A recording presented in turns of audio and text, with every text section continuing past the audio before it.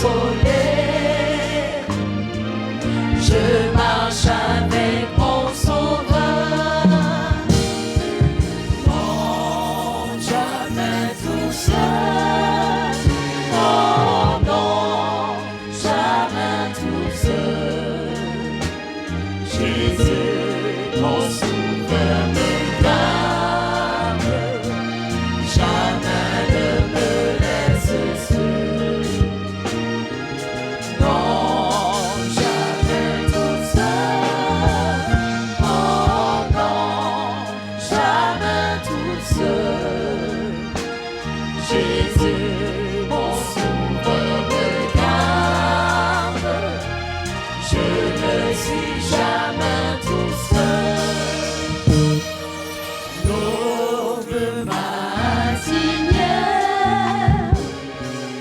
de lui comme au jour. Jésus, ma lumière, m'éclaire toujours. Quand je perds de vue l'astre radieux,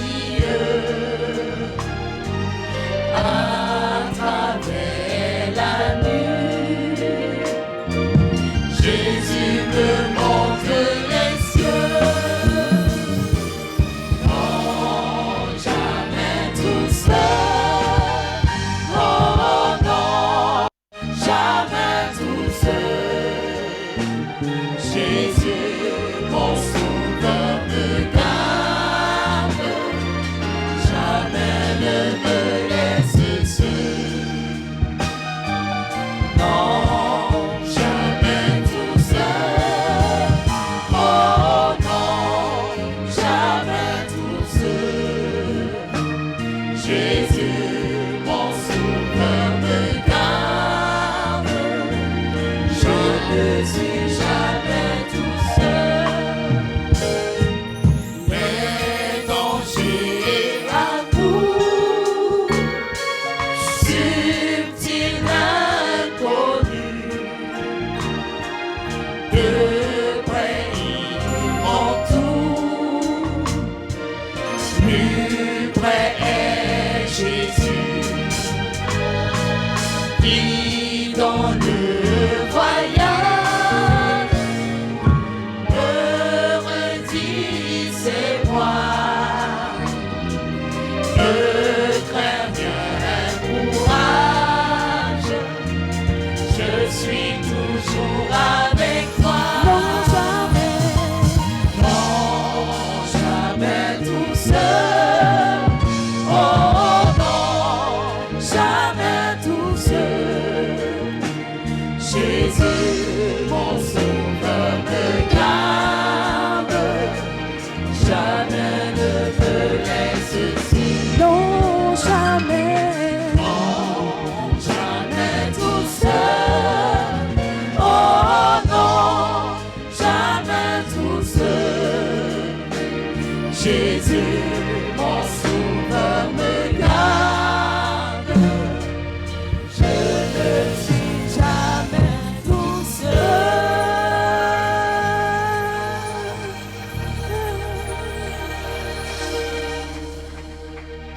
Alléluia. Veuillez vous asseoir. Non, jamais tout seul. Quand les dangers accourent ça et là, subtil inconnu,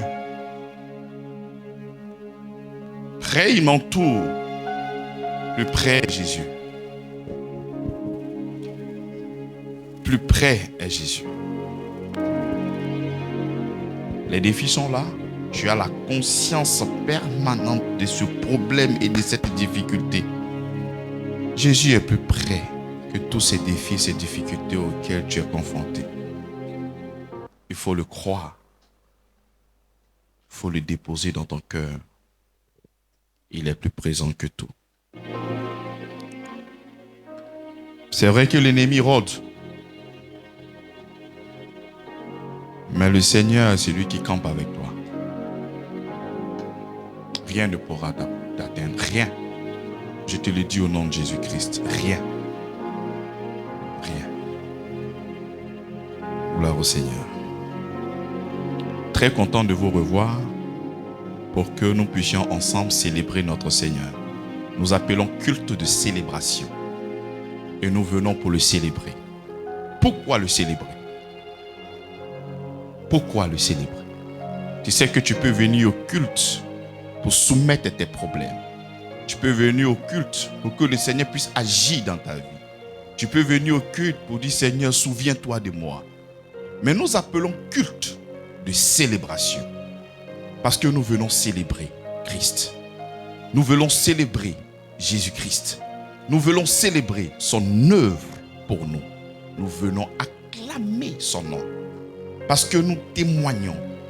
Parce que nous proclamons que ce qu'il a fait pour nous nous délivre, nous restaure, nous guérit, nous sanctifie, nous justifie.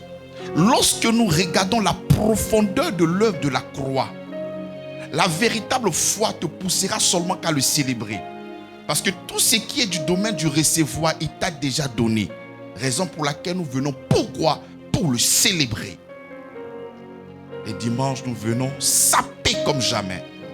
La joie dans le cœur. Et nous disons, Seigneur, merci. Parce que tu as fait de moi ton enfant légitime. Nous avions été adoptés. Nous sommes enfants de Dieu d'une manière légitime, légale. Toi, tu es enfant de Dieu. De la même manière que tu vois ton enfant à la maison et que tu as un amour paternel sur cet enfant-là. C'est comme ça que lorsque Dieu te regarde, il a ce regard paternaliste sur toi. Parce que tu es son enfant. Ton problème est son problème. Mais toi, fais-le confiance. Il faut faire confiance. Parce que la grâce ne fonctionne qu'avec la foi. La grâce ne fonctionne qu'avec la foi. Rien qu'avec la foi. Pas autre chose. Et pas la force que tu feras. Mais la force que Jésus-Christ a déjà fait pour toi. Toi, aie le regard fixé sur lui. Pas la foi lorsque tu vas prier, Dieu va exaucer. Oui, et la foi que Jésus a déjà prié et que toi, tu as l'exaucement au nom de Jésus-Christ. Un regard inouï, un regard de trop, un regard profond, un regard qui comble. Lorsque je vois l'œuvre de la croix, je suis comblé. Lorsque je vois l'œuvre de la croix, mes problèmes s'évanouissent. Je peux avoir des temps de crainte, mais lorsque je regarde l'œuvre de la croix, les problèmes s'évanouissent au point où il n'y a pas de problème. Mais c'est parce que la connaissance que j'ai du Seigneur surpasse toute chose dans mon esprit en ce moment. Et c'est là que nous voyons la gloire de Dieu se manifester dans la vie de ceux qui ont véritablement cru au Seigneur Jésus-Christ. Tu veux expérimenter l'œuvre de la croix, mais aie le regard fixé sur lui. Le Seigneur nous a donné une image forte dans l'Ancien Testament. Les gens étaient mordus par des serpents venimeux. Et en ce moment, la solution, ce n'est pas de connaître l'animal qui t'a mordu. C'est pas de connaître, mais quel serpent qui t'a mordu. Est-ce que c'est un mamba vert? Est-ce que c'est une vipère? Est-ce que c'est un python? Est-ce que c'est un cobra? Non, la solution, regarde l'œuvre, regarde ce que Moïse vient de faire. Et lorsque tu seras en train de regarder, c'est un acte de foi, un abandon total en celui qui a la solution. Et c'est en ce moment que tu reçois la guérison. Mais on viendra te dire de connaître quel animal qui t'a percé. Quel est l'animal qui t'a mordu? Quel est le serpent qui t'a piqué? Qui est derrière ton problème? Est-ce que c'est ton grand-père? Est-ce que c'est ta grand-mère? Quelle est cette puissance qui est derrière toi? Ta solution, ce n'est pas de connaître les profondeurs de Satan. La solution, c'est de regarder la solution qui est Jésus-Christ. Et lorsque nous regardons Jésus-Christ, nous sommes environnés de sa grâce. Bien-aimé, ne cesse pas de regarder Jésus. Ne cesse pas de regarder l'œuvre de la croix. Parce que le diable fait tout son possible pour ne pas que tu puisses avoir le regard fixé sur Jésus-Christ. C'est ça son travail. On appelle opposant pourquoi? Parce Parce que tu ne dois pas regarder Jésus. Tu dois regarder lui. Lui, le diable, il veut que les regards soient braqués sur lui. Il veut être la superstar. Et il se présente par plusieurs défis. Et lorsque les défis arrivent, au lieu de regarder Jésus, tu regardes aux défis. Et c'est comme ça que tu ne peux que grandir dans des problèmes et les problèmes. Même si tu es dans une situation terrible, continue de regarder Jésus. Parce que ne pas regarder Jésus n'est pas la solution. Ne pas regarder Jésus, c'est s'engouffrer, c'est aller encore dans les profondeurs du mal. Mais regarder Jésus, c'est dire oui à la solution. Ce matin, regarde Jésus-Christ. Ce matin, j'aimerais que tu puisses le regarder. Regarde-le vraiment. Et dépose ce défi à ses pieds. Regarde-le vraiment. Parce que dans ce regard, tu proclames qu'il a déjà fait pour nous à la croix de Golgotha. Il faut le croire, bien-aimé. Au nom puissant de Jésus-Christ. Nous continuons notre enseignement sur la foi. Et aujourd'hui, nous allons parler de la foi de qui? Encore? Encore? Les parents de Moïse. Un banc pour ceux qui suivent. Merci mon fils, parce que tu as vraiment fait le banc. Les parents de Moïse, vous ne suivez pas les prédications. Suivez, prenez le livre d'Hébreux. Je ne choisis pas les textes comme ça à la volée. Non, je suis un texte, il y a une chronologie. Amen. Donc avant de parler de Moïse, il y a les parents de Moïse qui ont posé aussi un acte de foi. Alléluia. Nous prenons Hébreux chapitre 11 à partir du verset 23.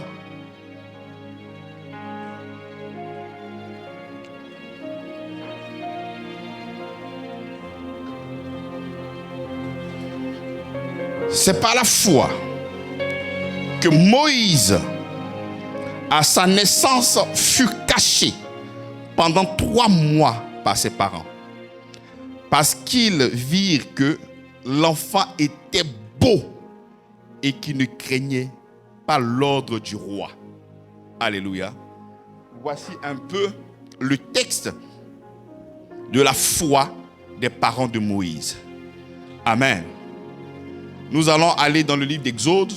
Là-bas, nous avons beaucoup d'ingrédients afin de pouvoir construire solidement notre foi. Exode chapitre 2, à partir du verset 1er.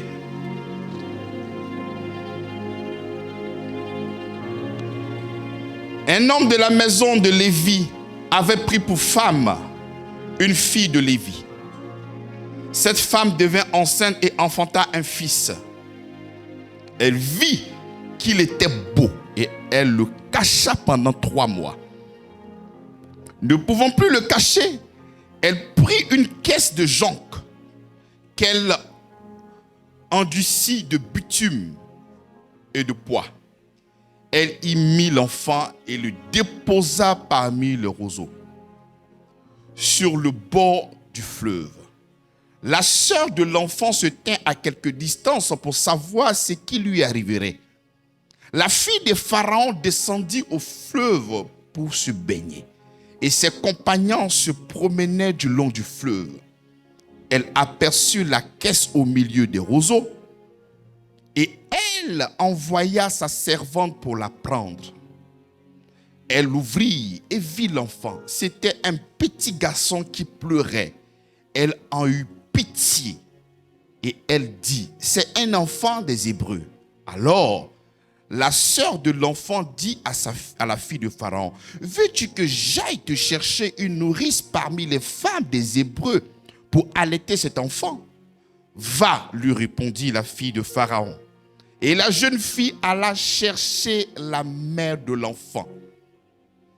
La fille de Pharaon lui dit: emporte cet enfant et allaite-le-moi, je te donnerai ton salaire.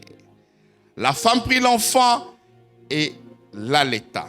Quand il eut grandi, elle l'amena à la fille de Pharaon et il fut pour elle comme un fils. Elle lui donna le nom de Moïse, car, dit-elle, je l'ai retiré des quoi? des eaux. Nous bénissons la parole de notre Seigneur Jésus-Christ. Voici un peu la foi des parents de Moïse. Au-delà de l'acte parental, de l'amour que ses parents ont naturellement pour son enfant, parce qu'en chaque parent peut avoir l'instinct de survie, l'instinct de protéger son enfant et même vouloir souvent se sacrifier pour son enfant. Mais l'acte ici cité en hébreu, nous voyons plus qu'une protection de la mère. Nous voyons ici une vision prophétique. Nous voyons ici une mémoire prophétique et nous voyons encore qu'elle a lâché prise. Lorsque je parle de la mémoire prophétique, lorsque nous sommes quittés sur la foi de Joseph, nous avons vu que Joseph a donné des instructions. Il a dit que lorsque je vais mourir, il faudrait prendre mes os et faire sortir de ce pays-là vers le lieu où le Seigneur vous conduira. Donc il y avait déjà cette prophétie dans le cœur de ses frères, des Israélites, de toutes ces personnes qui étaient en Égypte. Au départ, ils ne pouvaient pas, ça je le dis, je le prends sur moi, parce qu'ils étaient dans l'opulence. Ils étaient dans le confort. On les traitait mais correctement. Mais lorsque Pharaon tombe, qu'il y a un autre qui vient, mais celui-là n'a pas connu Joseph. Et c'est comme ça qu'ils ont commencé à maltraiter cette nation, parce que cette nation grandissait. Et je crois que c'est en ce moment-là qu'ils ont considéré, parce que lorsque tu souffres, lorsque tu es dans les difficultés, c'est en ce moment que tu cherches une délivrance. C'est en ce moment-là que tu cherches, mais qui viendra pour te sauver? C'est là qu'il y a la mémoire prophétique.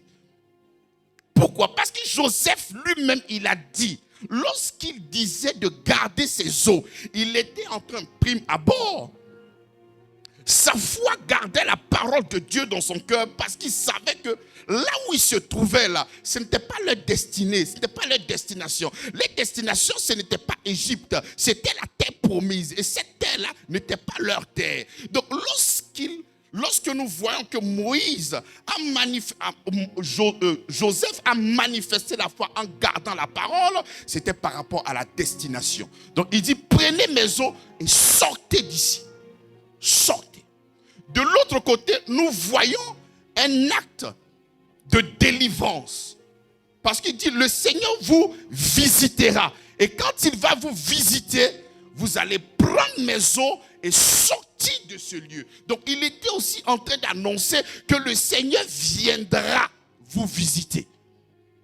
Et de toi, quand il va visiter, vous allez prendre mes os et sortir. Donc dans la mémoire prophétique, ces personnes s'attendaient à Dieu. C'est pour ça, bien-aimé dans la foi, ne blague pas avec la mémoire prophétique. Non. Et toi, il y a plusieurs prophètes qui ont prophétisé sur ta vie. Je ne parle pas des aventuriers. Je suis en train de parler d'Ésaïe qui t'a dit, mon fils, toute arme forgée contre toi est nulle et sans effet. Il faudrait avoir cette mémoire-là en toi. Quelles que soient les choses qui vont se passer dans ta vie, ayez la mémoire de savoir que toute arme forgée contre moi est comment? Est nul et sans effet, que personne ne te détourne de cette pensée-là. Il faut cultiver ça en toi. Aujourd'hui, c'est devenu un héritage pour nous. Parce que lorsque Ésaïe prophétisait, nous n'étions pas encore là. Christ n'était pas encore mort pour nous. Donc ces paroles-là sont devenues un héritage pour nous. Parce que ces paroles ont eu leur accomplissement, mais en Christ. Et Christ vit en moi. Donc cette protection-là existe et elle est là. Personne ne doit te l'enlever. Quelle que soit la puissance qui s'élèvera contre toi, le génie qui va se dresser contre toi, même s'il a des palmarès, il a tué des nations, il a tué des présidents, mais sur toi, ce grand-là, il tombe au nom de Jésus-Christ.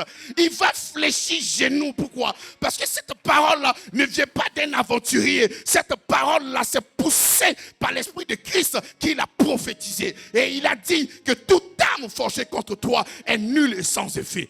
Il dit, tel est l'héritage des saints. Cette parole-là n'appartient pas à tout le monde. Cette parole-là appartient aux saints. Mais qui est saint? C'est celui qui se trouve en Christ. Qui est saint? C'est celui qui a été justifié en Christ. Qui est saint? C'est celui en qui Christ habite.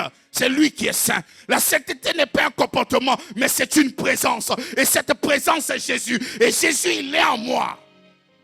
Quand il est en moi, je suis saint. Donc nous devions avoir cette conscience-là. Donc ces Israélites, ils avaient cette conscience que le Seigneur nous visitera. C'est pour ça que lorsque tu as cette mémoire prophétique, bien aimé, tu ne vas pas attendre que quelqu'un libère une parole sur toi. Toi-même, tu as te lever puis tu as libéré des paroles. Toi-même, tu as te levé et tu as posé des actions correspondant à ta foi. Aucune personne n'est venue dire aux parents de Moïse de poser telle action. Non, lorsque tu cultives la parole prophétique en toi, lorsqu'elle a vu son enfant, elle dit waouh, mais l'enfant là est beau. Quand je regarde beau, l'expression mise est la même expression lorsque Dieu est en train de créer toutes choses. Et il disait que cela était bon et parfait. Donc au-delà de l'amour qu'elle pouvait porter à l'enfant, elle a vu un don de Dieu pour sa délivrance. Elle a vu dans le visage de Moïse un don qui venait de Dieu. Elle a vu dans le visage de son enfant, mais une grâce qui venait du Seigneur. Mais cet enfant-là doit être protégé. Cet enfant-là ne doit pas tomber. Donc, c'est une foi qu'elle manifeste en gardant cet enfant. Garder l'enfant en ce moment-là, c'était dangereux. Pourquoi? Lorsque Pharaon voit que le peuple de Dieu se multiplie à une vitesse de croisière, il va appeler d'abord les sages-femmes et ordonner que lorsque les femmes israélites mettent des enfants au monde, il faut les tuer à la naissance. Lorsque c'est un mâle, il faut le tuer à la naissance. Mais ces sages-femmes-là craignaient Dieu. Donc, elles ont préféré désobéir à l'ordre de Pharaon et considérer ce Dieu-là. Donc, elles n'ont pas pu faire ce que Pharaon leur a demandé. Et pour sa réponse, lorsque Pharaon a vu que le peuple était encore en train de se multiplier, il a dit, mais Pharaon, mais ces dames-là, avant même d'arriver même pour enlever l'enfant, mais elles ont déjà accouché. Elles sont tellement fortes que vraiment c'est difficile de pouvoir exécuter ce que tu m'as demandé. Je veux vraiment le faire, mais quand j'arrive, elles ont déjà accouché, donc on ne peut pas les tuer. Il dit, bon, ok. Nous allons employer maintenant la manière forte. Donc tous les enfants qui sont mâles doivent être tués, doivent être jetés au fleuve. Et celui qui ne le fait pas, prenons Exode chapitre 1 à partir du verset 22. D'abord, ce que je viens de dire, à partir du verset 20, Dieu fit du bien aux sages femmes et le peuple se multiplia et devient très nombreux. Parce que les sages-femmes avaient eu la crainte de Dieu, Dieu fit prospérer leur maison. 22. Alors Pharaon donna cet ordre à tout son peuple. Vous jetterez dans le fleuve tout garçon qui naîtra et vous laisserez vivre toutes les filles. Et vous laisserez vivre toutes les filles. Donc il devait faire quoi? Mais tuer tous ses enfants. Donc, dans la foi des parents de Moïse, en plus de la mémoire prophétique, nous avons aussi une vision spirituelle. Et quelle est donc la vision spirituelle? Je vous parle maintenant du type et de l'antitype. Lorsque nous parlons du type et de l'antitype, nous sommes en train de parler d'une correspondance dans la Bible. Lorsque nous voyons un fait dans l'Ancien Testament et nous voyons ce même fait-là trait pour trait dans le Nouveau Testament, nous sommes en train de parler du type et de l'antitype. C'est une correspondance, il y a un lien, il y a une similitude. Donc lorsque nous sommes en train de parler d'une vision, mais spirituelle, c'est parce que les parents de Moïse étaient en train d'annoncer là une vision, des choses qui allaient se passer bientôt. Et lorsque nous voyons Moïse, Moïse est le type du Christ. Plus tard, nous allons voir la venue de Moïse. Sa vie, mais ressemble trait pour trait à notre Seigneur Jésus-Christ. La vision prophétique nous dit quoi? La vision spirituelle montre effectivement qu'à la naissance de Moïse, on devait tuer tous les garçons. Et lorsque nous arrivons aussi avec Hérode, qu'est-ce qu'on devait faire aux enfants de 2 ans? On devait tous les tuer. Lorsque elle prend l'enfant, elle le garde pendant 3 mois, Jésus aussi fut caché quelque part. Et là, il est parti se cacher en Égypte. Arrivé un moment, la mère ne peut plus garder l'enfant et décide de le mettre dans une hache pour le balancer. Donc, il arrive devant la fille de Pharaon d'une manière miraculeuse. Jésus aussi est venu d'une manière miraculeuse. Vous voyez un peu le type et l'antitype. Il y a vraiment des similitudes. Il y a vraiment une concordance, mais extraordinaire, que tu ne peux imaginer. Lorsque Moïse arrive chez Pharaon, la femme voit, elle dit que c'est qui? Mais c'est un Hébreu, mais elle va l'adopter. Donc Moïse, en lui, avait comment? Une double nationalité. Il était quoi et quoi? Il était hébreu et égyptien. Jésus aussi avait une double nationalité. Il était Dieu et il est devenu aussi un homme. Nous voyons un peu la similitude. Donc, lorsqu'il quitte sa famille, il va être reçu en Égypte. C'est comme ça aussi Jésus-Christ est venu et il a grandi parmi nous. Est-ce que vous comprenez? Au temps voulu, Pharaon, Moïse, il a quitté son lieu de naissance, il a quitté l'Égypte, il est sorti, il est allé dans le désert. Jésus aussi, il est sorti, il est allé dans le désert. Quand Moïse est allé dans le désert, c'est là-bas qu'il a rencontré le Seigneur. Lorsque Jésus aussi est allé dans le désert, il y a un témoignage aussi qui lui a été donné. Vous voyez un peu la similitude. Moïse, c'était celui qui devait délivrer le peuple. Jésus, c'est lui aussi qui doit aussi me délivrer le peuple. C'est Moïse qui a fait l'inauguration de la première alliance. C'est avec le sang de Jésus aussi qu'ils ont fait l'inauguration de la seconde alliance. Donc lorsque la foi des parents de Moïse était aussi une vision, mais une vision spirituelle. Parce qu'au travers de ce acte-là, elle était en train d'annoncer ce qui allait se passer.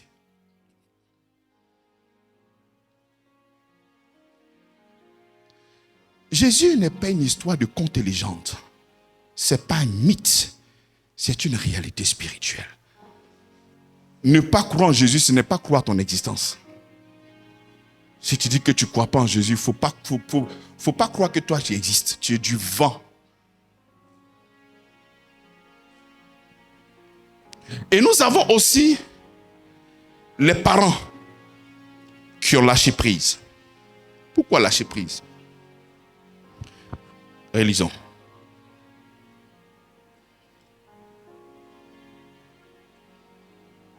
Cette femme devint enceinte et enfanta un fils. Elle vit qu'il était beau. Elle le cacha pendant 3 mois. Ne pouvant plus le cacher, elle le prit d'une caisse de jonc qu'elle endurcit de bitume et de pois.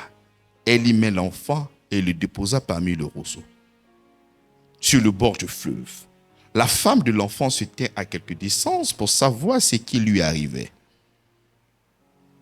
La fille des pharaons descendit au fleuve pour se baigner et ses compagnons se promenaient le long du fleuve. Elle aperçut la caisse au milieu des roseaux et elle envoya sa servante pour le prendre. Elle ouvrit et vit l'enfant. C'est un petit garçon qui pleurait.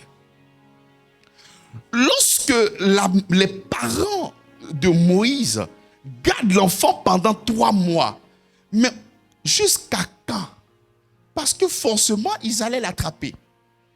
Donc, lorsqu'elle décide de déposer l'enfant dans ce roseau et le mettre sur l'eau, sur le Nil, c'est là-bas même d'abord qu'on devait jeter les enfants. Mais elle prend l'enfant d'une manière intentionnelle et elle dépose. Mais quand elle est en train de déposer l'enfant, mais c'est avec un acte de foi.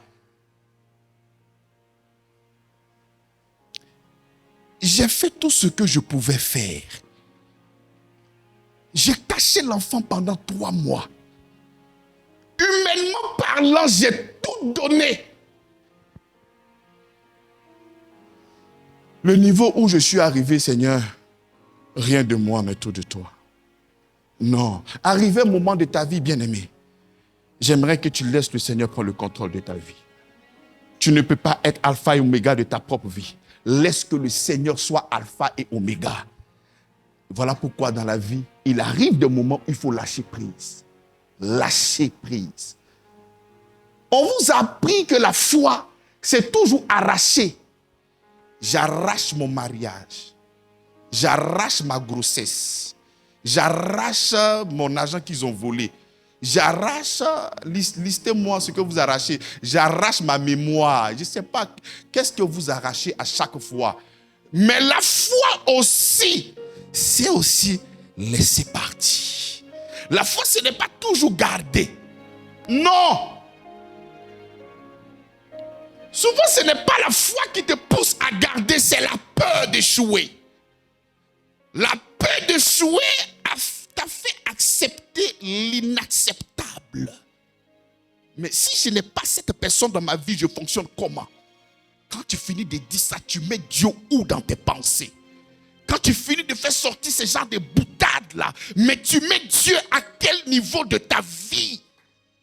Tu le mets où? Mais après tu viens le célébrer. Mais c'est de l'amusement. Mais il n'y a pas de sérieux. C'est issu de mensonges. Ce peuple-là m'honore des lèvres, mais c'est des menteurs parce que le cœur est éloigné. Mais ils ne croient pas en moi. Mais ils ne croient pas. Mais je vais faire comment? Nous, on ne peut pas dire ça. Quelqu'un qui est orphelin, qui est dans la rue, ne peut que manger souvent de n'importe quoi. Parce qu'il va dire, je vais faire comment? Parce qu'il n'a pas de père, il n'a pas de mère, il est livré à lui-même. Mais toi, tu es un père et pas un moindre. Donc tu ne peux pas venir dire, je vais faire comment? Dis que je vais faire comment? Tu es en train de régner le regard de ton Seigneur sur ta propre vie. Cette vérité, elle est brutale, je sais. Mais il faudrait que nous apprenions à regarder Jésus-Christ.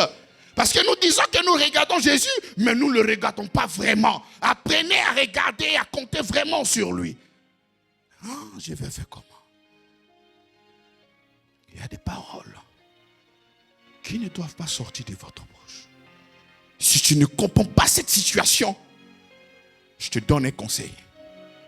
Tais-toi et bénis Dieu. Tais-toi et glorifie Dieu. Il ne faudrait pas dire des choses qui vont venir gâter ta foi qui est déjà dans ton cœur. Non. Lorsqu'elle lâche prise, elle admet qu'elle ne peut pas. Il faut compter sur le Seigneur. La preuve, mais sa soeur venait guetter.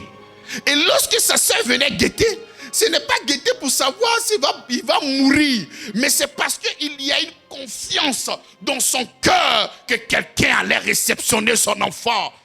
Qui allait réceptionner? Moi, je ne sais pas. Mais je compte sur le Seigneur, sur le Dieu d'Abraham, sur le Dieu d'Isaac et sur le Dieu de Jacob. Parce qu'on m'a parlé de lui. Je crois en lui. Et je sais que nous avons lancé l'enfant vers un endroit où nous ne connaissons pas. Nous l'avons jeté dans le fleuve, là où il devait mourir. Mais Seigneur, je te donne le relais. Je compte sur toi, Seigneur. Je te donne le relais. Regarde ton peuple, Seigneur.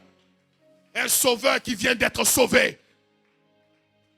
L'ironie divine, c'est un sauveur qui est en train d'être sauvé. C'est lui qui est censé venir délivrer ce peuple et est en train d'être sauvé lui-même pour montrer la gloire de notre Seigneur Jésus-Christ.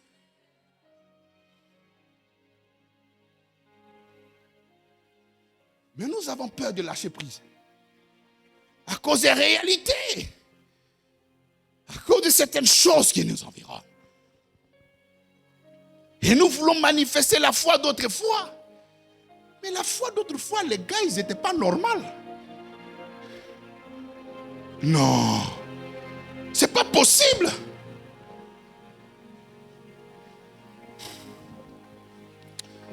Ouais, tu es là. Tu peux mettre ton enfant en une petite pirogue et puis le jeter dans Banama ou bien l'enfant là va mourir près de moi.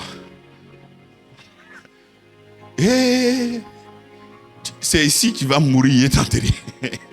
Tu vas partir où ça? On est ensemble. Lâchez prise. Et regardez au Seigneur Jésus-Christ. Lâchez prise.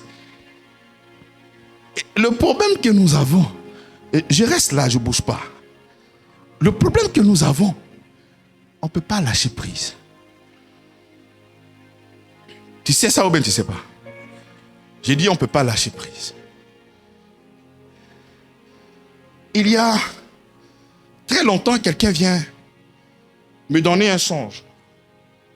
Je vois que la personne veut me parler, mais elle hésite. Je dis, vas-y, parle-moi. Parce que même le songe que tu viens de voir, si tu n'as pas l'interprétation, tu vas penser que c'est mauvais. Ou bien tu vas penser que ce n'est pas joli. Mais vas-y, ouvre ta bouche et dis-moi. Ah bon? Oui, dis-moi. En fait, j'ai fait un rêve. Le rêve, j'étais à un carrefour. Et puis, mon ami avec qui je suis se trouvait là. Mais dans le rêve, j'ai vu que vous étiez aussi là, pasteur. Et puis, on me demandait de faire un choix entre vous deux. Ah, je comprends pourquoi tu avais honte de m'en parler. Parce que, comment me demander de faire un choix entre celui que je sors et puis mon pasteur? Il dit, là, tu as commencé à réfléchir maintenant. Avec ton... Déjà, parce qu'il y a un choix entre le pasteur et ton camarade, me montre que la relation dans laquelle tu es là, c'est une relation illicite. Ce n'est pas normal. Sinon, le Seigneur ne te demande pas de faire un choix. Oui, c'est vrai. Voilà dans quoi je suis. Donc, le Seigneur te demande de lui faire confiance. Parce que c'est celui-là qui fait ci, qui fait ça, qui fait comme ci, qui fait comme ça. Oui, d'accord. Le Seigneur te dit, fais confiance. Lui, il prendra soin de toi. Amen, pasteur. Jusqu'aujourd'hui, le téléphone est verrouillé. Le pasteur, si c'est ce qu'il dit même. Les pasteurs, ils sont rassasiés, ils sont là. Il faut parler, il faut laisser. Bien si tu sais, qu'est-ce qui soutient cette fondation-là? Vous êtes là, vous prenez le micro, il faut laisser. Ils ont mis mon numéro sur dièse. Il n'y a plus appel. Bien-aimé, même si tu viens me donner 1 milliard, je ne vais pas changer la parole du Seigneur Jésus-Christ. Parce que la Bible nous fait comprendre que nous nous altérons point la parole de Dieu pour des gains sordides. Si tu veux aller, il n'y a pas de problème, va. Mais la vérité là, elle est posée là. Et ce n'est pas à cause de toi, ton gain, que nous allons venir modifier la parole de Dieu pour ta conscience. Non. Sois conscient et marche dans ce que tu as envie de marcher. Et là, demain, s'il y a des problèmes, tu dis oui, c'est vrai, c'est moi-même qui l'ai créé. Ça n'a rien à voir avec le Seigneur. Parce que quand vous finissez de faire vos faux choix, Seigneur, pourquoi tu m'as abandonné? C'est-à-dire, Dieu même, il est étonné. Et puis il a dit, ah, mais il t'a abandonné à quel moment? Tu as fait ton choix. Tu as décidé de vivre comme tu veux. Et après, tu me dis que c'est moi. Non, c'est moi à quel moment? Lâcher prise, c'est une folie. Mais tu vois un peu sur quoi? Tu vois un peu sur quoi tu es bâti? Peut-être la personne paye la maison. La personne paye le quotidien. La personne fait tout pour toi. Et puis, ce n'est pas parce que tu aimes la personne là, hein, mais c'est parce que tu sais que c'est l'industrie qui te produit de quoi manger. Et puis moi, je laisse. Parce que toi, tu as pris le micro puis tu as prêché. Est-ce que ton Seigneur là ne pardonne-t-il pas? On ne dit pas que c'est un Dieu qui fait miséricorde. Mais qu'il me fasse miséricorde. Le problème, ce n'est pas une question de miséricorde, pas de miséricorde. Ici, c'est de lâcher prise et de faire confiance au Seigneur. Mais comment tu veux bénéficier des grâces de notre Seigneur et tu ne veux pas aussi lui faire confiance? Tu sais, avec Jésus, ce n'est pas un esprit d'Akbani. Ce n'est pas à faire où j'attrape une autre branche. Lorsqu'il y a quelque chose de bien maintenant, c'est là que j'attrape l'autre. Non, non, non. La foi, même quand tu ne vois rien, l'image de cette femme qui dépose son enfant et qui le laisse partir.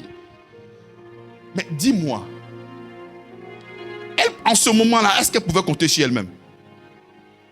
Mais comment est-ce qu'elle a intervenu? L'eau en train de prendre l'enfant et pour partir. Et c'est en ce moment que nous avons le regard fixé sur Jésus-Christ. Donc ton activité de tous les jours, regarde à Jésus-Christ. Si je ne cherche pas à escroquer la personne là, mais comment est-ce que j'aurai beaucoup d'argent? Tu as eu un client, tu as eu un marché. Ce marché-là, c'est vrai que ce n'est pas beaucoup, mais le Seigneur peut multiplier ce marché. Si c'est un bénéfice de 50 000 alors que tu as une charge de près d'1 million, le Seigneur peut t'envoyer 1000 clients. Et les 50 seront multipliés par 1000. Mais toi, tu viens d'avoir un client. Et avec lui, là, tu veux payer toutes tes dettes. Tu veux régler l'immeuble que tu as envie de construire. Tu veux tout prendre et lui en même temps. Tu es en train de mettre Dieu où? Mais tu amènes Dieu à ton niveau. Parce que tu dis le meilleur moyen et la stratégie qu'il faut, c'est de pouvoir escroquer en ce moment-là pour répondre à tous mes besoins. Tu es en train de mettre Dieu à ton... Laissez que Dieu soit Dieu dans votre vie. Laissez-le à sa place de Dieu et regardez comment est-ce qu'il va agir dans votre vie sans passer par des marmailles compliquées. Ayons le regard fixé sur Jésus-Christ. Donc comment est-ce que tu définis Dieu dans ton esprit et où tu le mets dans ta compréhension? Ce qui m'a touché dans cette foi, c'est le fait de lâcher prise. En plus de cette vision prophétique qui annonçait des choses et la mémoire prophétique, oui, mais le fait de lâcher prise, mettre l'enfant dans cette petite hache-là et le laisser partir comme ça, sans avoir la maîtrise. Ce n'est pas comme si elle a la capacité de diriger le courant d'eau. Et ça va l'amener jusqu'à la maison de Pharaon. Non. Et en plus, tu ne peux même pas dire que j'espère que l'enfant là va partir chez Pharaon. Mais parce que c'est l'enfant même de Pharaon qui a décidé de tuer tous les garçons. C'est-à-dire, celui qui a donné l'ordre de tuer tous les garçons là, la parole se trouve où? En Égypte. C'est de là-bas qu'elle sort. Donc normalement, voici l'enfant des Hébreux. On demande de tuer les enfants là, regarde ce qu'ils font. Allez, tuer ça. Mais quand elle regarde l'enfant, elle voit encore la beauté, elle voit la grâce. Et la Bible déclare qu'il a eu pitié. Je t'annonce une parole. De la même manière, écoute-moi très bien. De la même manière que tu as trouvé grâce aux yeux de Dieu, tu trouveras grâce aux yeux de tes ennemis. J'ai dit, tes ennemis vont commencer à t'aimer. Je ne sais pas ce qui va se passer dans leur cœur, mais ils vont commencer à t'aimer. C'était eux qui te pourchassaient pour ne pas que tu puisses atteindre ça. Mais ce sont ces mêmes personnes-là que Dieu va utiliser afin de pouvoir te hisser à une dimension que tu ne pouvais même pas imaginer. Arrêtez de faire des fixations sur des gens que vous-même vous avez calculé dans votre tête, c'est lui-là qui va m'aider, c'est lui-là qui va faire, c'est lui-là qui... Tu ne peux pas apprivoiser Dieu. Tu ne peux pas définir comment est-ce que ta bénédiction va venir. C'est Dieu seul. Moi avant, lorsque je ne lisais pas vraiment la parole du Seigneur, je pensais que Dieu allait me bénir seulement que dans le transit. Mais aujourd'hui, je suis convaincu que ce n'est pas là-bas que la bénédiction se trouve. Rien. Et ce qui va me rendre fort financièrement peut-être, jusqu'à présent, je ne sais pas. Mais ce que je sais, c'est que Christ est en moi et l'espérance de la gloire. Ne cherchez pas à définir comment est-ce que ça va venir. Regardez le Seigneur, il a la capacité d'ouvrir les portes auxquelles tu n'as jamais pensé. Il dit celui qui fait au-delà de tout ce que tu peux penser ou imaginer. Il dit va au-delà. Au-delà. Si tout de suite on te donne un bic, une feuille, on te dit il faut dessiner, décrire ta vie. Comment est-ce que ta vie sera? Écris, prends ton temps si tu veux prendre 1 an pour faire. Quand tu finis là, le Seigneur fera au-delà de ce projet-là. Il dit, il fera au-delà. Parce que quand toi, tu as fait ton projet-là, tu es limité dans le temps et dans l'espace. Mais lui, quand il fait, il prend tout en compte. Et lorsqu'il construit, c'est parfait. C'est nickel. Laisse qu'il soit le chef-d'œuvre de ta vie. Tous les gens de l'Ancien Testament ont voulu vivre dans une maison que Dieu lui-même allait construire. Et non pas des tentes faites par la main d'homme, mais des tentes faites de la main de notre Seigneur. Toi-même, construis. Et je vais habiter dedans. C'est pour ça que Joseph, à la fin du psaume, et j'habiterai dans la maison de l'Éternel. Donc, bien-aimé dans la foi, lâcher prise. Ne pas lâcher prise, mais te donnera des maladies, des luttes, on n'en point fini, des combats, on n'en point fini. Mais quand il a lâché prise, l'enfant est parti. L'enfant a eu de la grâce. La fille de Pharaon a aimé l'enfant. Elle a eu pitié. Et la femme qui est à côté lui fait la proposition. Veux-tu que j'aille chercher une dame parmi les Hébreux afin de pouvoir allaiter l'enfant? Elle dit va.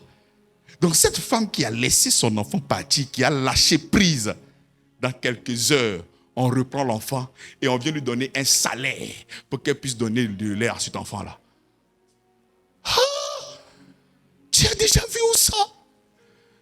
On te demande, on te loue, on te donne un salaire pour que tu puisses donner à l'aiter à ton propre enfant. Si ce n'est pas la grâce là, qu'est-ce que c'est? Quand les gens disent, mais passer à vie ne fait que prêcher la grâce, ce sont des inconvertis qui disent ça. Parce que quand tu comprends la grâce de Dieu, mais qu'est-ce que tu veux prêcher? Si on donnait l'opportunité à cette dame-là de faire une prière d'intercession, elle allait prier. Mais sans dire dans sa prière, je veux que mon enfant me revienne pour que je puisse donner à l'été. Elle allait donner toutes les éventualités, toutes les équations possibles, mais pas ça. Non.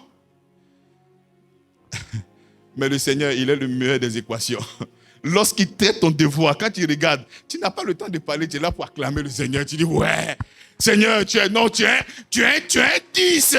Non, Seigneur, non, je comprends pourquoi il était célèbre. C'est-à-dire, tu es tellement content. C'est un goût qui est achevé. Parce que toi, tout ce que tu vas faire, ça sera un goût d'inachevé, une symphonie inachevée. Mais lui, quand il fait la musique là, mais c'est magnifique. C'est extraordinaire. Laisse que Dieu soit Dieu dans ta vie. Laisse qu'il soit le chef-d'œuvre de ta vie. Laisse qu'il soit l'architecte de ta vie. Laisse qu'il puisse construire ta vie. Mais toi, tu dis non, je veux le faire. C'est là qu'il y a le combat. Est-ce que comme les parents de Moïse, nous sommes prêts à laisser, à lâcher prise?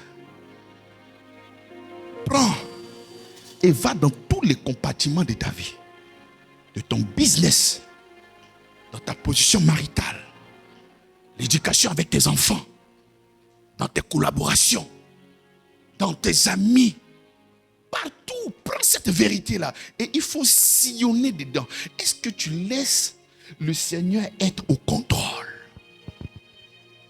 Est-ce que tu poses un acte correspondant à la foi? La foi, ce n'est pas toi qui tiens les manettes. La foi, c'est lui qui tient les manettes. Est-ce que tu arrives comme ça à le laisser? Fais-le. Aie confiance en lui. Et tu sais, nous avons vu des fois précédentes, comme Joseph lui-même, quand il décide de manifester la foi, mais c'est terrible. Quand la Bible nous fait comprendre que l'enfant est arrivé chez Pharaon, là, il n'y a pas de détails, peut-être de courants d'eau. Peut-être il y a un faux courant d'eau qui ressemblait peut-être à une descente violente. Mais toujours est-il que l'enfant est arrivé chez Pharaon. Et l'enfant a été sauvé. Donc le chemin là, ça peut te donner des palpitations, ton cœur va monter, ton cœur va descendre. Mais toi, aie confiance au Seigneur Jésus-Christ. Avoir confiance au Seigneur Jésus-Christ n'est pas une foi inactive. Non, pas une foi passive, mais une foi active. Quand elle ne pouvait plus garder l'enfant, elle a décidé de le mettre là. Mieux, ce n'est pas quand les gens sont venus peut-être défoncer sa porte qu'elle a pris la décision de le laisser partir. Non. C'est-à-dire, elle était dans un environnement de paix. Quand elle a fini de cacher l'enfant pendant 3 mois, elle pouvait faire ce qu'elle pouvait faire en tant qu'une mère. Donc, elle prend l'enfant et puis elle le dépose. Elle n'est pas pourchassée. Elle pouvait toujours garder l'enfant jusqu'à ce qu'on tombe sur elle. Mais elle a pris la décision d'une manière intentionnelle de fabriquer quelque chose et de le déposer dedans.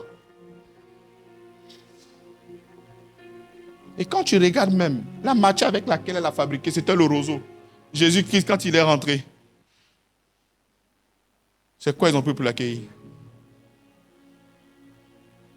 Elle laisse l'enfant et l'enfant part. Ayons confiance au Seigneur. Nous sommes en train de prêcher la foi. Nous voulons nous appuyer sur les héros de la foi. Parce que la Bible nous fait comprendre que nous sommes environnés d'une grande nuée de témoins. Et c'est Dieu qui est en train de rendre témoignage de toutes ces personnes qu'on appelle héros de la foi. Voici des personnes qui ont effectivement manifesté la foi. L'Ancien Testament est pour notre maturité. Parce que dans l'Ancien Testament, nous avons des exemples, mais des exemples, je ne sais pas comment, mais graves, qui dépassent l'entendement. L'Ancien Testament nous donne ces textes-là. Donc quand toi tu dis que tu as la foi là, il faut prendre cette foi que tu dis que tu as et il faut comparer ça aux héros de la foi. Et si tu vois que tu n'es pas sur le même diapason, commence à vivre la foi qu'ils ont vécue. Commence à manifester une confiance absolue en notre Seigneur. Commence véritablement à avoir le regard fixé sur lui. Parce que c'est un modèle. C'est un modèle de foi. C'est vrai que le contenu n'est pas pareil parce qu'eux ils espéraient. Nous n'espérons plus. Parce que nous avons déjà le salut. On ne peut pas espérer. Donc nous devions même aller même au-delà de ce qu'ils ont posé comme action. Parce que quand elle faisait, elle était dans l'espoir que l'enfant soit. Mais nous, ce n'est pas l'espoir que nous serons sauvés. Non, c'est parce que nous sommes sauvés que nous posons des actions correspondant à notre foi.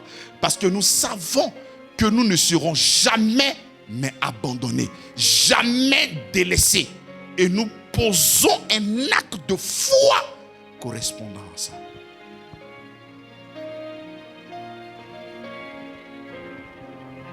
Cet acte de foi là, ce n'était pas pour chercher à manger. Cet acte de foi là, ce n'était pas pour acheter un nouveau sac.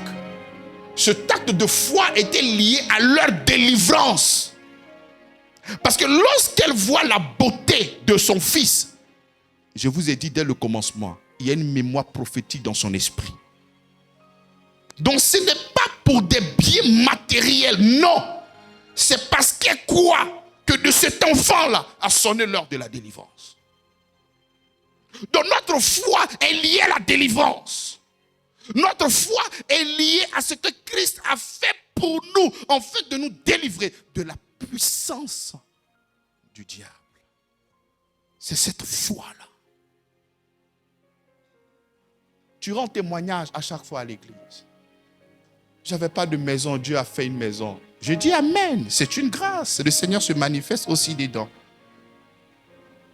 J'avais pas de voiture, Dieu m'a fait une voiture. Bon, je dis amen. Je ne peux pas te frustrer.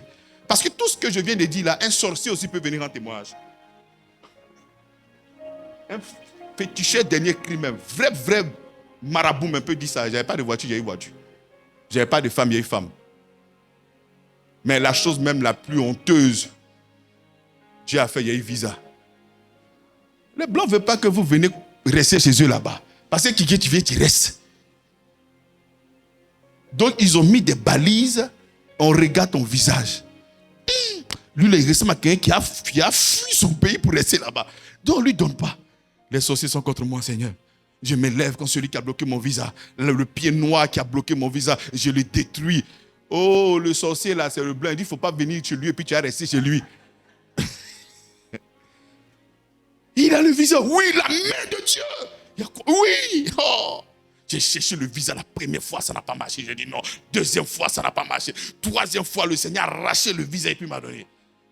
Quand il finit, il dit, oui, mais qu'est-ce qui s'est passé? Non, il en a fait le contrat, tout était bien signé. Il dit, mais c'est ça. Le contrat était là, tu as bien signé. Mais tu n'es pas dit. Où est la communication? Mais pourquoi ce genre de prophétie là? Mais on n'a pas ça en Europe. C'est en Afrique qu'on libère les visas. Il y a 5 personnes qui ont voyagé, mais il y a comme une main noire. Je prie maintenant que l'ange qui libère les visas. Mais pourquoi on ne dit pas ça en Europe? Ou bien là-bas, ce n'est pas des hommes, c'est des poulets qui sont là-bas. Mais ils doivent dire ça là-bas. Et puis il y a un gars qui s'est trompé, il est au lieu de public. Et il est arrivé là-bas, il pensait qu'il était en Afrique. Je vois des personnes qui ont des visas. Le passé à côté de table, il dit on est en Europe. Il faut changer le 10 de la prophétie. On est en Europe, on est en Europe. Non. La vérité du Seigneur, moi j'ai une philosophie dans ma tête, doit être inattaquable. Ce que je dis ici, là, si on m'envoie devant Poutine, je peux dire ça. On m'envoie ça devant Trump, je peux dire ça.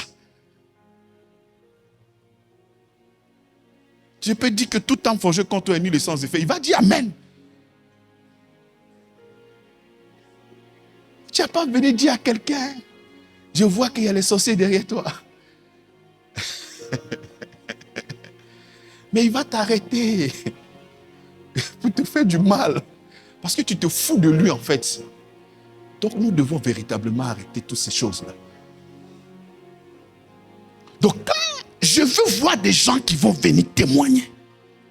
C'était difficile pour moi de lire la Bible. Quand j'ouvre la Bible, je dors. Mais aujourd'hui, j'ai fini tout un livre. Et puis je lis même depuis, je suis en jambes comme ça. J'ai dit Alléluia. On voit l'esprit de vie en Jésus-Christ est en train de travailler en toi. Moi, ma bouche qui est là. Comme on me dit, fa. Mais on m'a parlé, même ça ne me disait plus rien. Alléluia. Parce qu'on sait que tu viens d'être délivré de l'esprit animal. Ce n'est pas moi, c'est la Bible qui dit celui qui n'est pas en Christ, c'est un homme animal. Parce qu'il a des réactions épidémiques. Dès que tu touches là, c'est un maga taper direct, papa. Ça, c'est quelque chose qui est dans la Bible. Donc, quand tu rends un témoignage comme ça, on voit l'œuvre. Ça, là, Satan ne peut pas dire ça. Mais nous ne voyons pas que notre... tu sais, le manger, le boire, là, Dieu a déjà géré ça. Ça, c'est déjà un acquis. Oui, rends grâce pour ça, il n'y a pas de problème. Mais quand tu viendras rendre grâce ici, moi, je peux rendre grâce. Parce que Météni, là, il prêchait pendant 1 heure. Mais dans mes pires rêves, je ne pouvais jamais imaginer cette équation-là. Parce que je me connais. Je sais que je ne pouvais pas faire ça. C'est pas possible. Donc je peux reconnaître la main de mon Seigneur. Je reconnais. Parce qu'il y a des gens qui ont doctorat en temps. Quand on se rencontre et puis on discute, il dit Amen. Et je n'ai pas fait d'école de théologie. C'est la grâce du Seigneur qui est tombée sur moi et qui m'a inspiré en fait de connaître ces mystères de sa parole. Je peux rendre témoignage de ça. Mes amis, je n'avais pas un sac. Mais Dieu, il a pensé à son serviteur. Il a pensé à sa servante. Aujourd'hui, regardez ce beau sac-là. Alléluia. Acclamons Jésus pour ce beau sac. Où est l'œuvre de Christ? Dans ce sac-là. Ou bien c'est un sac magique. Dès qu'on lance là, la personne tombe. Quelle est la part du Christ dedans? Vous savez? Montre-moi la part du Christ dans le sac. J'étais colérique, mais aujourd'hui je parle avec amour. Oui, on voit le Christ qui se manifestait. Parce qu'il est écrit qu'il ne sortira de votre bouche aucune mauvaise parole. Mais dans ta bouche, nous voyons maintenant la grâce de Dieu. Voici un témoignage. Nous acclamons le Seigneur. Rien de bon ne pouvait sortir de moi. J'étais stérile. Sur tous les plans. Spirituel comme physique. Stérile. On ne pouvait rien faire pour moi. Mais regardez-moi. Répandu à gauche et à droite. La vie ne fait que sortir de moi. On acclame Jésus-Christ.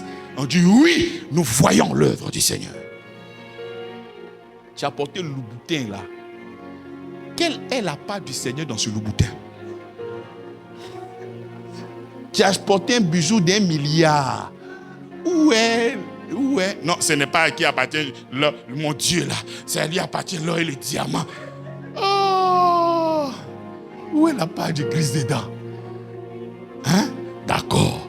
Donc prends ce diamant là et venez, on va bâtir l'œuvre ensemble. Et quand tu vas venir déposer pour que nous puissions bâtir, on dit vraiment, l'œuvre du Seigneur est présente. Mais tu prends ce temps-là, tu mets toi seul, et puis tu viens nous donner pigini là, et puis tu viens faire le malin ici. Nous devons à chaque fois voir seulement que Christ, au travers de notre délivrance dont nous faisons la promotion. Si dans ce que tu viens dire, annoncer, nous ne voyons pas Jésus-Christ, il faut garder ça pour toi. Rends grâce au Seigneur à la maison. Dis-lui, ah Seigneur, tu as fait ça, il célèbre ton nom. Mais ici, là, on vient pour témoigner de l'œuvre de la croix. On vient pour témoigner de l'effet de Christ en nous, de cette transformation. Parce que la Bible dit que nous sommes transformés en son image, de gloire en gloire. Viens me montrer cette gloire-là quand tu prends le micro. Viens me montrer cette gloire-là. Où est cette gloire-là? C'est ça que nous voulons voir. On doit édifier des saints. Il y a des saints qui sont là. On dit voici des saints, nous sommes à la réunion des saints. On veut rendre un témoignage. Tu ne parles pas de résurrection. Tu ne parles pas de miracles extraordinaires venant de la part du Seigneur, d'une transformation. Tu viens nous parler des choses qu'un féticheur peut dire. Ça te choque, mais c'est vrai. Je ne suis pas en train de dire que le nouveau travail que tu as eu là, ce n'est pas une grâce. Oui, je sais, c'est une grâce, c'est une bénédiction. Quand la Bible dit ils l'ont vécu à cause du sang et de la parole de leur témoignage. Donc toi tu penses que témoignage, c'est quel témoignage? La Bible dit ils l'ont vécu à cause du sang et de la parole de leur. Bon pour toi là c'est quel témoignage? Quand tu vois ce verset là, quel est le témoignage? Mais c'est le témoignage de l'œuvre de la croix. C'est le témoignage de ce que Christ a fait. C'est le témoignage vivant. Il est la vie. Il est l'être et il est le mouvement. Tout ce que tu vois bouger en moi là, je ne suis pas redevable à la chair. Parce que cette chair là, elle est morte. Je marche maintenant pas par l'esprit. Celui qui est enfant de Dieu est conduit par l'esprit. Autrefois, j'étais esclave. Vieux père d'addiction. Sur toutes les formes. Je maîtrisais chaque couloir de l'addiction. Mais aujourd'hui, le Seigneur m'a délivré.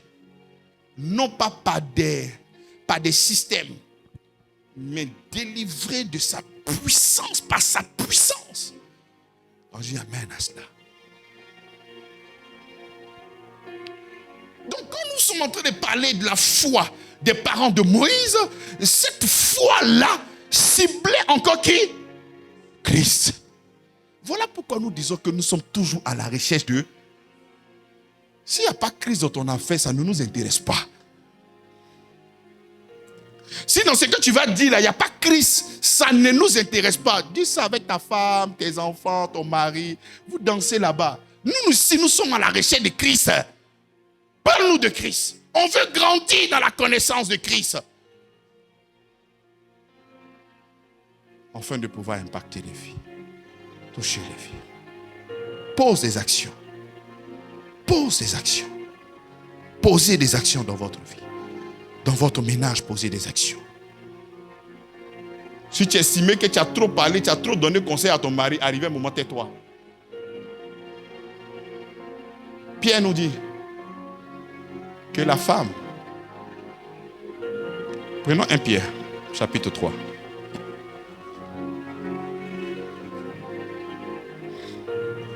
Femmes, soyez soumises à vos maris, afin que si quelques-uns n'obéissent point à la parole, ils soient gagnés sans parole.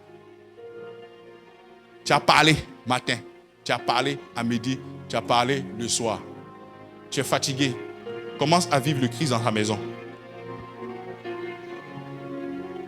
Le Christ que tu seras en train de vivre dans sa maison. Voilà pourquoi ce qui est le plus important. Avant de te mettre dans une relation, il faut être sûr que ce gars-là n'est pas un inconverti. Hein? Parce que s'il est inconverti, même si tu as été manifesté, il va vouloir faire ce qu'il veut. Mais si c'est vraiment un fils du royaume, que même il y a des difficultés, je crois que lorsque tu seras en train de montrer la véritable vie en Christ, ça pourra d'une manière ou d'une autre impacter au nom puissant de Jésus-Christ. Donc nous avons une dimension avec les femmes où tu peux commencer à parler à ton mari, non pas par la bouche. Parce que les femmes de cette génération-là donnent beaucoup de conseils à leur mari. Il faut venir t'asseoir, il y a quelque chose à te dire. Tu sais ce que tu fais, je ne parle pas depuis. Maintenant que l'argent n'est pas beaucoup là, il faut commencer à revoir tes sorties que tu fais là. Parce que tu sais que l'argent là ne suffit pas. Hein. Tu vois. Manifester la foi. Tu as parlé, ça ne va pas. Commence à célébrer Dieu. Commence à manifester la foi. En posant des actions. Et quand lui-même il va voir. Je vous ai fait des démonstrations ici à plusieurs fois. Au lieu de venir donner conseil à ton mari, tu rentres dans la chambre. Oh Seigneur, tu m'as appelé à la gloire. Tout esprit d'alcool qui veut venir gâter la vie de mon mari, soit anéanti au nom de Jésus. Est-ce que tu lui as parlé? Mais quand c'est quoi, tu pries à haute voix. Et puis il est là, il comprend. Est-ce que tu as parlé à quelqu'un? Tu as parlé à quelqu'un? Chérie, tu parles de moi? Non, non, inspiré par le Seigneur, c'était poussé par l'Esprit. Et j'ai dit des choses. Non, je ne parle pas de toi, est-ce que tu bois? Non, non, alors nous bénissons le Seigneur. Il est là, béni, la fille, elle se fout de moi. Hein? Ça, c'est son problème. Toi, tu règles ça dans la prière. Il faut venir t'asseoir. Hier, quand tu es venu, il n'a pas voulu parler, mais tu sentais l'alcool, tu sais. Tu regardes comme ça et puis il ne parle pas. Il est déjà fâché. Mais toi, tu ne sais pas, tu continues à parler. Tu peux le gagner aussi sans parole. Faisons confiance. Faire confiance, c'est de lâcher prise. Tu as tué toute ta famille.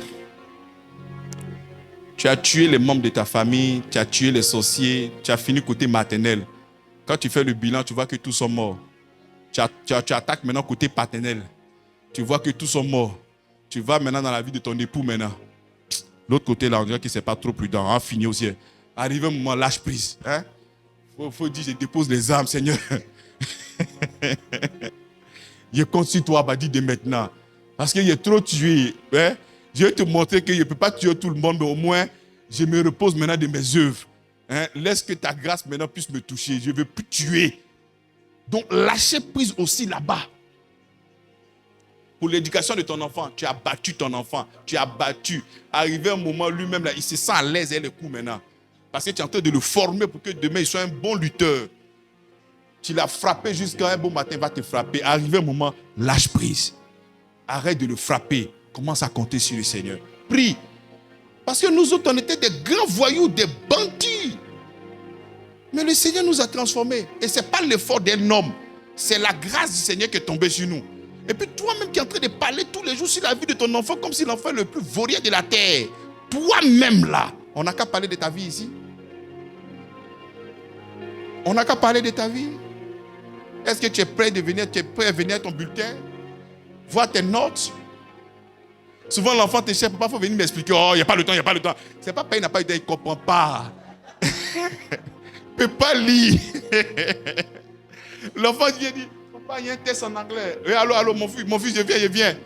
Papa ne pique pas, même how are you, il ne connaît pas. Pour ne pas mettre la honte sur lui, il fuit. Donc, il faut être humble. Hein, les enfants? Ne compliquez pas vos parents. Quand tu vois un enfant vient demander, si tu demandes quelque chose à ton papa qui prend le téléphone, il faut taper l'œil, mon fils. Essaie de rabattre chez maman. En général, les mamans vont partir à l'école longtemps. Nous, les papas, là, on saute vite en brousse.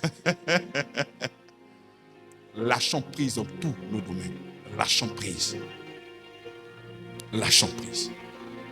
C'est vrai que la foi, c'est d'insister, c'est être persévérant. Mais souvent, là où nous sommes, là, ce n'est pas là-bas qu'on doit se trouver. Et si tu n'es pas dans le bon endroit, tu vas persévérer, mais au bout de ça, il n'aura pas de résultat. Parce que le chemin même est faux. C'est comme quelqu'un qui veut être justifié par ses œuvres. Et il insiste.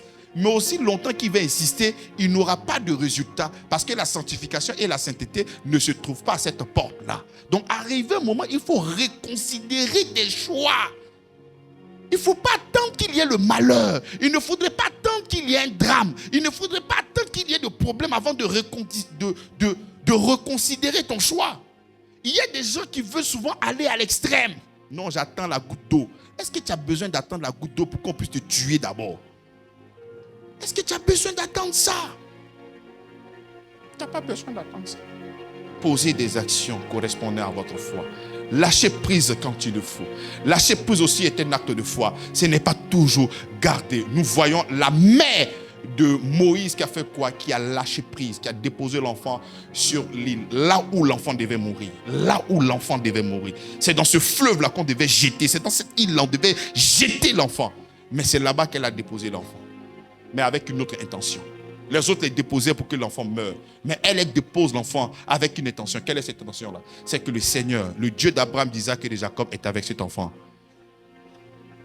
Seigneur, l'enfant est entre tes mains. Amène-le. Conduis-le, Seigneur. C'est comme ça que dans notre vie, Seigneur, conduis-nous. Là où tu veux que nous soyons, Seigneur, conduis notre vie. Celui qui est enfant de Dieu se laisse conduire par le Saint-Esprit. Oui. L'enfant qui était là, c'était un enfant, il n'avait pas de décision. Peut-être même si tu étais âgé, même tu allais dire non, il est passé ici, il est passé là-bas. Non, j'ai fait ici, j'ai fait ça. Non, l'enfant c'était un bébé. C'est comme ça que le royaume des cieux est comme un enfant. Tu te laisses conduire seulement que par le Seigneur. Tu ne sais où tu vas, tu pleures, tu te laisses conduire par le Seigneur. Le courant là, c'est le Seigneur. Ce courant là, d'eau qui t'amène, c'est le Seigneur. Il va te conduire à bon port. Je dirais, dis à quelqu'un qui va te conduire à bon port. J'ai dit qu'il te conduit à bon port. J'ai dit qu'il te conduit à bon port. Je t'ai dit qu'il te conduit à bon port. Ne regarde pas les paysages. Tu sais que lorsque tu veux aller peut-être en Europe, tu peux partir par avion. Tu peux partir par voiture. Tu peux partir par le train. Tu vois, il y a plusieurs paysages. On n'a pas sûrement les mêmes paysages. Mais une chose est sûre, c'est que nous allons arriver au bon port au nom de Jésus-Christ. Nous allons arriver au bon port lorsque nous sommes avec lui. On va se lever pour prier. La mère de Moïse a désobéi à l'ordre de Pharaon. Pharaon, c'est le monde, c'est tout le système. Tu peux être dans une entreprise et on te dit voici ce qu'on doit faire. Et tu sais que ce qu'on te demande là n'est pas bon. Les femmes, les sages-femmes, elles ont décidé de faire allégeance à Dieu et non fait allégeance à Pharaon. Et c'est comme ça que la Bible dit Dieu les bénit à cause de cet acte de foi. Au lieu de tuer, n'ont pas tué. Nous allons prier. Nous allons dire, Seigneur, nous sommes entre tes mains, Père. Nous avons confiance totalement en toi. Et nous devons vivre, et nous voulons vivre le standard divin sur la terre. Nous laisser conduire seulement que par ton esprit. Ensemble, prions le Seigneur.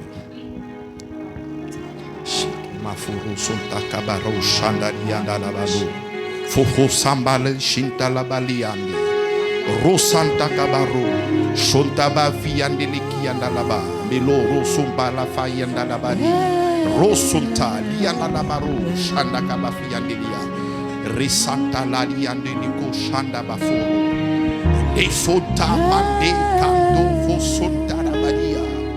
Brochatalia là-bas. Renouvelé par la mentalité de notre Seigneur. Je ne me conforme pas au siècle présent. Je ne me conforme pas au siècle présent. Foro chantalia. Mais foro. Liande glande chanda la baro.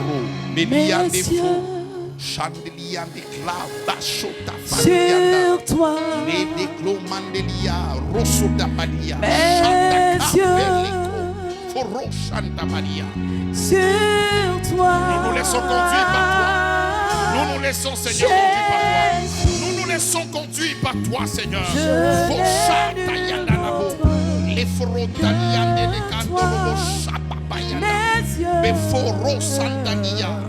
Laissons conduire par toi, Seigneur Jésus-Christ. Dans ce monde-là où nous sommes, Mes nous yeux, laissons conduire par ton esprit, Seigneur. sur toi. Tu es le guide de notre vie. C'est toi notre boussole. Mes C'est toi yeux, notre repère. Et nous avons seulement que le regard sur toi, Seigneur. sur toi. Seulement que sur toi. Ah, Jésus, Jésus. je n'ai nul d'autre que toi. Mes yeux sont sur toi. Mes yeux, sur toi. Oh, mes yeux, Les yeux sont sur toi. Les yeux du Seigneur. mes yeux sont Les yeux du Seigneur.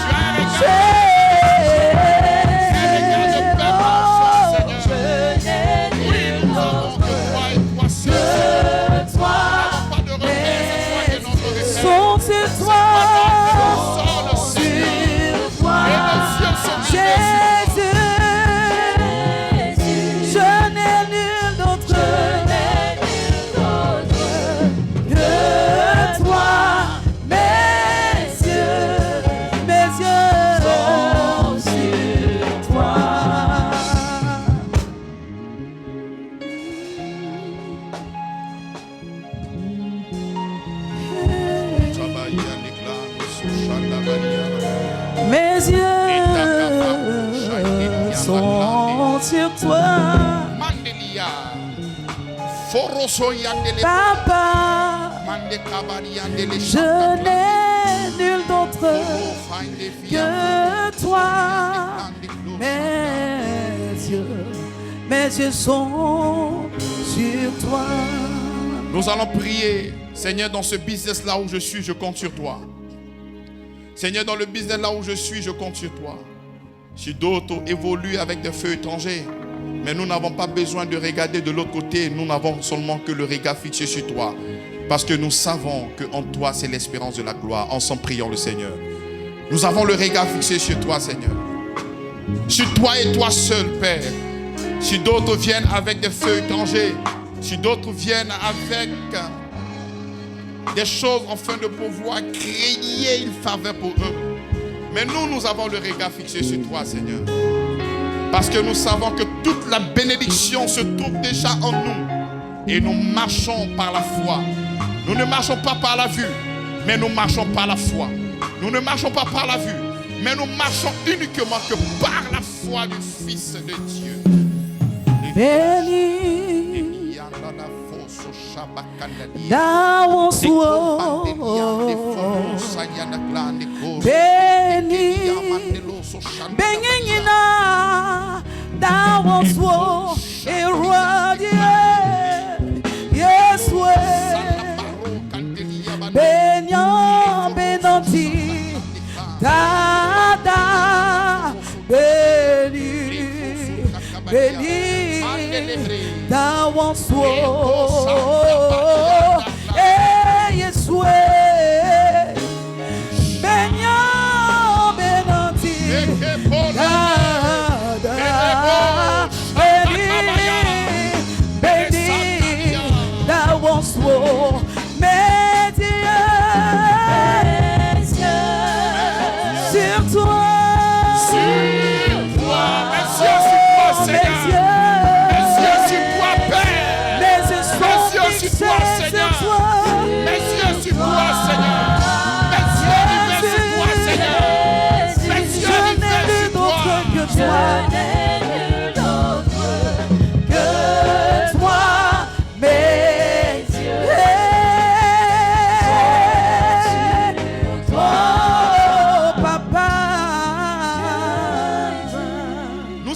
vu que les parents de Moïse ont désobéi à la parole de Pharaon. Hébreux, Romains nous dit, ne vous conformez pas au siècle présent, mais soyez transformés par le renouvellement de l'intelligence. Il y a des gens qui vont venir t'imposer leur intelligence, mais ne te laisse pas influencer par quoi que ce soit. La Bible, ne vous conformez pas au siècle présent. Ne te conforme pas au siècle présent. Ne te conforme pas à ce qui existe déjà. Non, c'est toi qui es le leader. Personne ne va vouloir te conduire dans ce que tu n'as pas envie de faire. Toi, tu es un grand Dieu en toi. Et c'est toi qu'on va suivre. C'est pas toi qui vas suivre les gens. Oui, les sages-femmes ont décidé de suivre Dieu. Elles ont été bénies. Lorsque nous suivons Dieu, nous sommes restaurés. Lorsque nous suivons Dieu, nous sommes honorés. Lorsque nous suivons Dieu, nous sommes environnés de sa grâce. Prie avec moi et dis: je ne me confonds pas au siècle présent, mais je me laisse transformer par l'intelligence de notre Seigneur, afin de pouvoir discerner la volonté de notre Père. Ensemble, prions.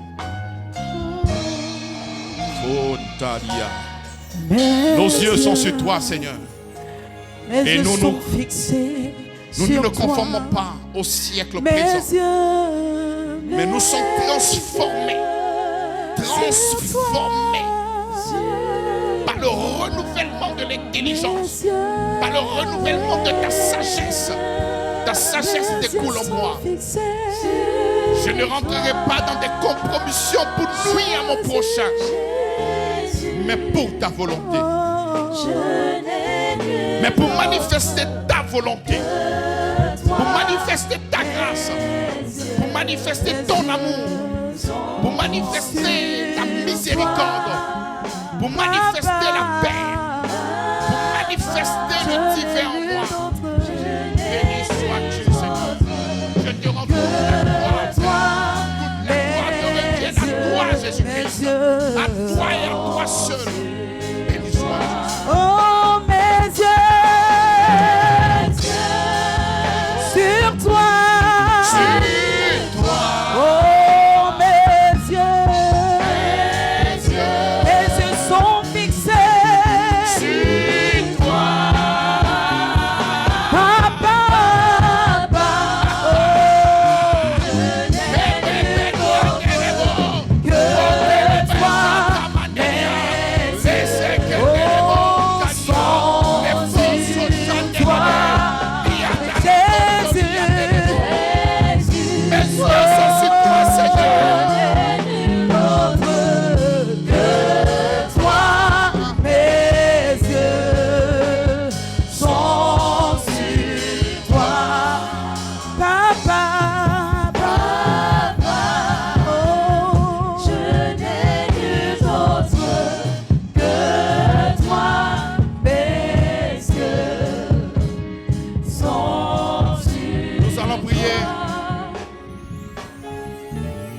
nous soyons sensibles à l'esprit, que nous soyons sensibles à la parole du Seigneur. Parce que nous pouvons comprendre ces choses et refuser de les mettre en pratique. Lorsque nous connaissons, quand la Bible parle de connaître, c'est parler non pas d'une intelligence, non, mais d'une connexion véritablement avec cette parole révélée en nous. Lorsque disons que nous connaissons, ce n'est pas juste de l'intellectualisme, non, mais véritablement vivre cette parole qui est dans notre Bible, vivre la parole. Nous allons dire, le Saint-Esprit en nous nous donne donc la capacité de vivre notre foi dans ce monde tumultueux, dans ce monde compliqué, dans ce monde rempli de pièges, de trahison, de malhonnêteté. Par ta foi, Seigneur, nous vivons dans ce monde, ayant le regard sur toi. Chaque jour est une opportunité pour nous, afin de pouvoir manifester la foi. Ensemble, prions le Seigneur.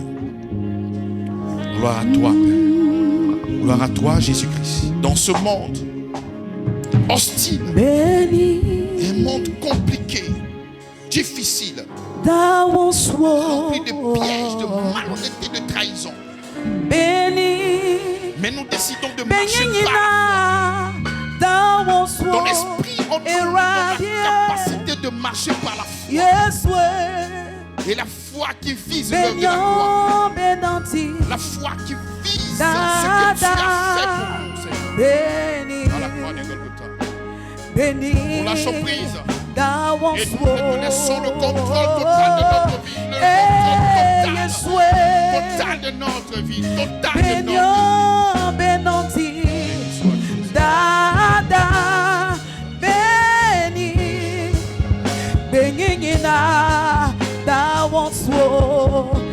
Mes yeux sur toi, oh mes yeux sont fixés sur toi, Jésus. Oh, je n'ai nul autre que toi.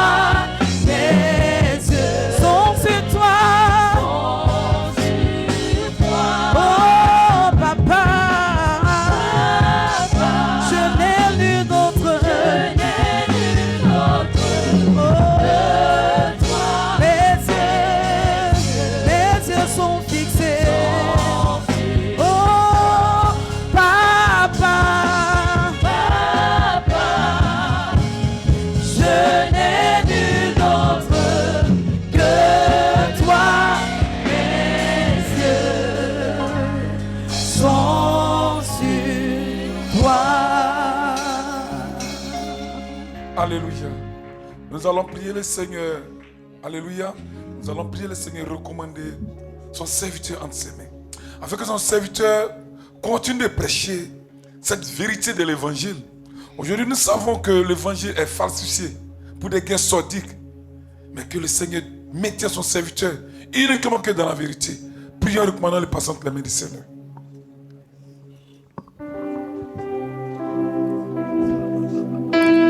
Père, nous te rendons grâce, nous te disons merci.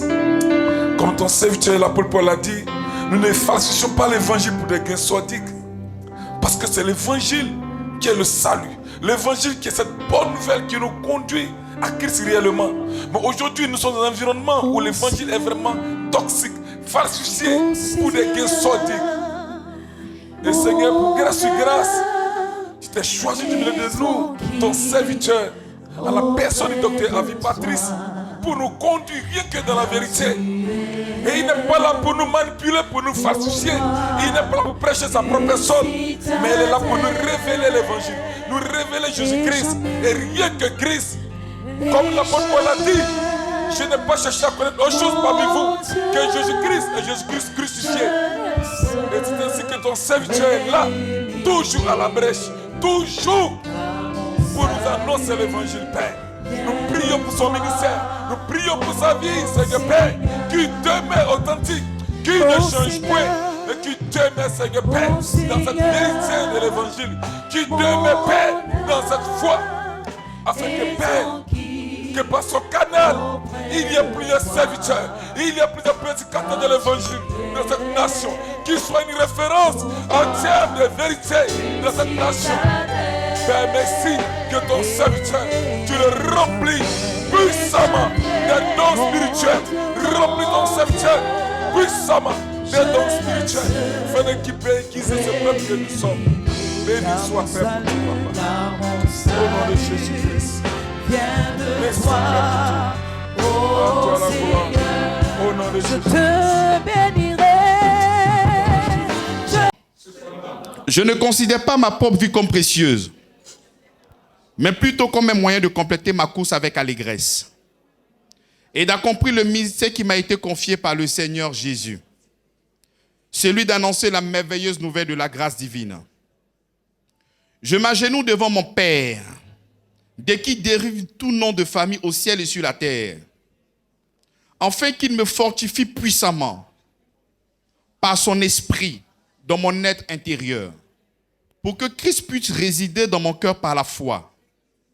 Enraciné et fondé dans l'amour, je cherche à comprendre avec tous les saints la largeur, la longueur, la profondeur, la hauteur et connaître l'amour de Christ qui surpasse toute connaissance pour être comblé de toute la plénitude de Dieu. À celui qui agit avec une puissance infinie en moi, dépassant tout ce que je pourrais demander ou penser, soit la gloire dans l'Église et en Jésus-Christ, pour tous les temps et les générations à venir. Quant à moi, je tourne mes regards vers l'Éternel. Je place mon espérance en Dieu mon Sauveur. Il m'exauce. Ne te réjouis pas de ma chute, ô mon ennemi, car si je suis tombé, je me relèverai. Même si les ténèbres m'enveloppent, l'Éternel est ma lumière. Cette certitude m'habite, que si je demande quelque chose en accord avec sa volonté, il m'écoute. Et si je sais qu'il m'écoute en toutes choses, je sais aussi que j'ai reçu ce que je lui ai demandé. Je n'attriste pas le Saint-Esprit de Dieu, par qui j'ai été scellé pour le jour de la rédemption. Que toute amertume, animosité, colère, clameur, calomnie et méchanceté disparaissent de ma conduite quotidienne. Je suis bienveillant envers les autres, compatissant, pardonnant, comme Dieu m'a pardonné en Christ. Je suis donc imitateur de Dieu. Comme un enfant bien-aimé, je marche dans l'amour, à l'exemple de Christ qui m'a aimé et s'est offert lui-même à Dieu pour moi, en sacrifice d'une agréable odeur. Je lui consacre mon temps, mon espace, ma richesse, ma force, mon mouvement. Nous sommes au 11e mois, on bascule au 12e mois. Est-ce que tu dis à vraiment consacrer ton temps, ton espace, ton argent, ta force, ton mouvement? Tous nous avons eu part à sa plénitude. Nous avons reçu un don après l'autre. Au nom de Jésus-Christ. Regarde ton voisin, ta voisine. Dis-lui lâche prise. Et compte sur Jésus-Christ. Lâche prise. Arrête de tuer. Commence à ressusciter. Au nom de Jésus-Christ.